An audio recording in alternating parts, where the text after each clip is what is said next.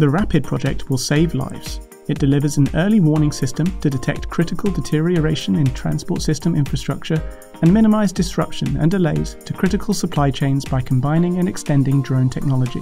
RAPID also reduces time, costs, and greenhouse gas emissions. The fourth step of RAPID methodology is the service deployment drones. Once the mission request is approved by the Maritime and Aviation Traffic Control, the unmanned service vehicle is used to ferry the unmanned aerial system swarm to the safest dispatch location. The USV navigation system is integrated with the Port Vessel Traffic Management System to assist collision avoidance. As the inspection survey is executed by several autonomous UAS and the USV, swarm coordination strategies and methods are key to enable collaboration and task execution in an efficient and scalable way.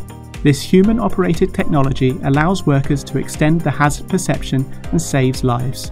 The USV is equipped with marine-refined solar energy harvesting, battery recharge, and UAS battery hot swap capability to extend its utilization by eliminating downtime due to battery recharging.